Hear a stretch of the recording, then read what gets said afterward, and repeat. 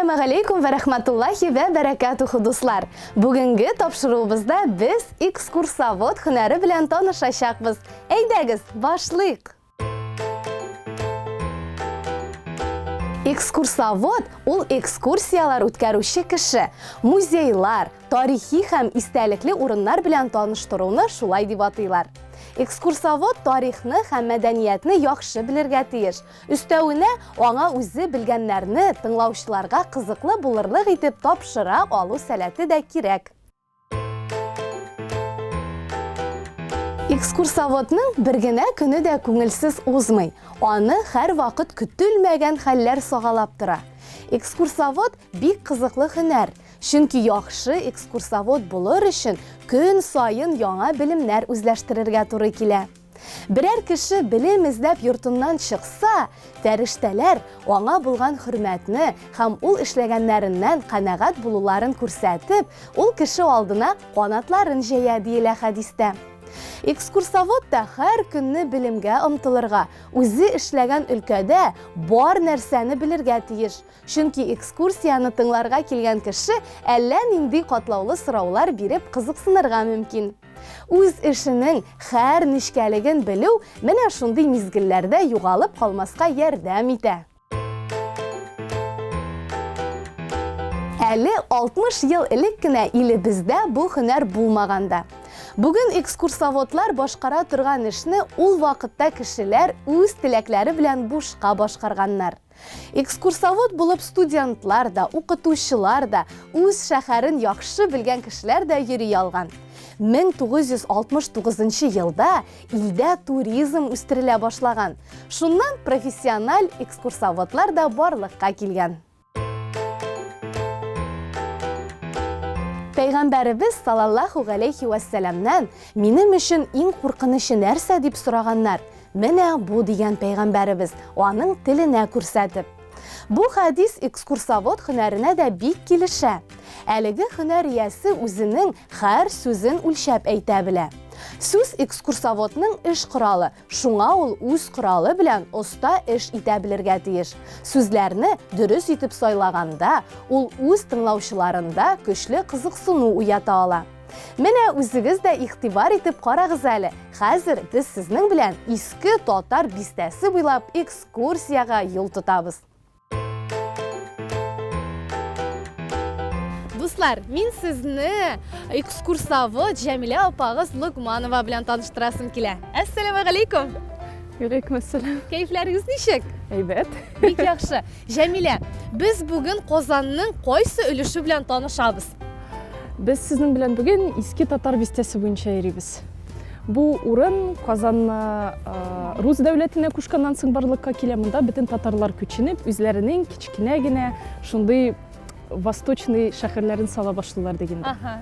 Biz eski Tatar bistəsinin hazırgi vaqtda indi orta gilishi bo'yicha yuribmiz. Mında bayrak kishilar yashagan. Masalan, o'ng yoqqa agar qarasak, biz sizning bilan Shigabudin Marjani yurtini ko'ramiz. Shigabudin Marjani bizning tanilgan o'qituvchi, muallim, birinchi chiratda shulay o'q imom bo'lib, hozirgi Marjani masjidida ishlagan ul. Onlardan qola qarshi yoqda masalan mullinlar, savdogarlar yurti ayyemne, даже yurtigina da tugul kompleks olarniki deb sanalayında. Hem orada benim yaratgan yurtim var, masalan Ibragimovlar yurti. Mana shu. Ayye, ul ezgina nacharroq saqlangan, lekin onun arxitekturasi da qiziq, tarixi da qiziq. Çünkü Ibragimovlar oilasi birinchi bo'lib aytilari Gilmuddin 19-asr o'rtasida qo'yadir Tatar Qozonda sotuv ish olib bora boshlaydi. Hozirgi Nurullo masjidi ortida hozirda sotuv lavkalari bor. Mana shu lavkalarning birisida u kundalik kerak ayyorlar sotgan edi.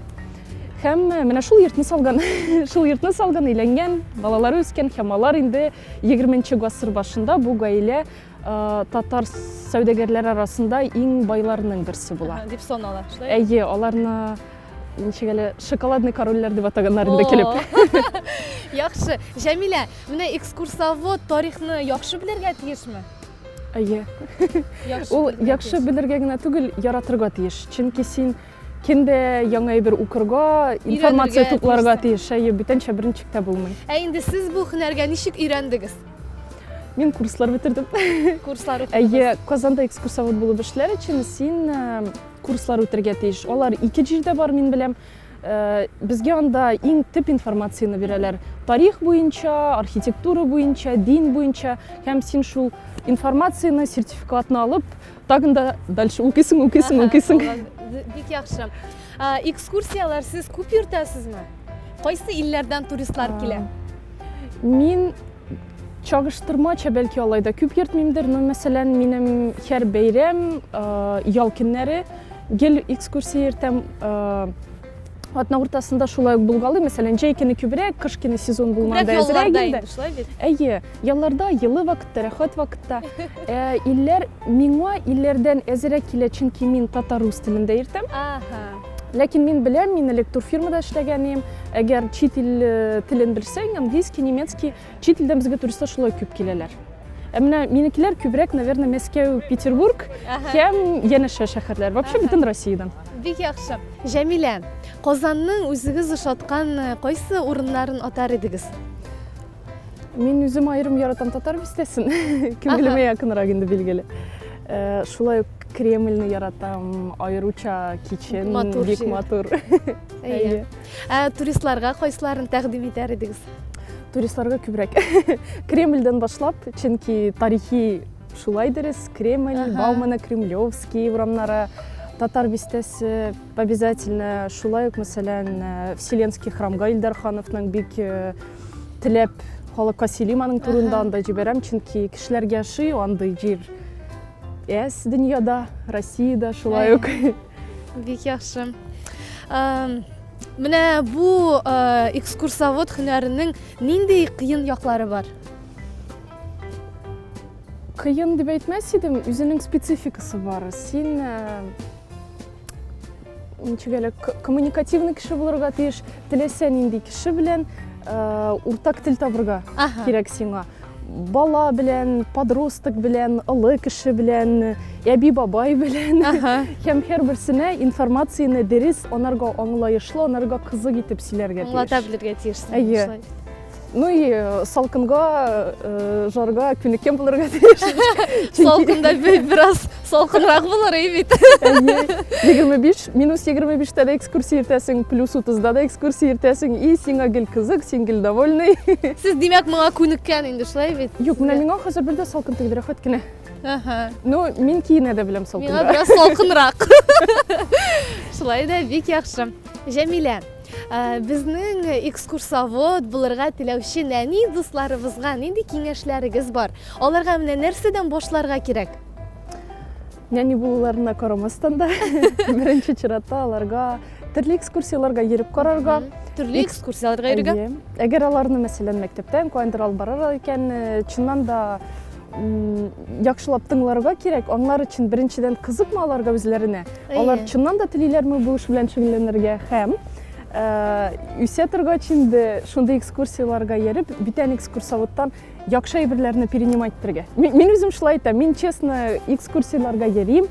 Казанда булган экскурсияларга да йөрим, чөнки информация да туплыйм и манера ниндидер яхшы әйберләрне принимать итәсең, ә начарны кырыдан яхшырак күрәсең үзең дә алар өчен. Һәм укырга кергән вакытта мин хәзер мәсәлән тарихи факультетка керер идем, чөнки Казан турында сөйләгән вакытта да синең Россия һәм бөтен дөнья тарихы турында яхшы базың булырга тиеш.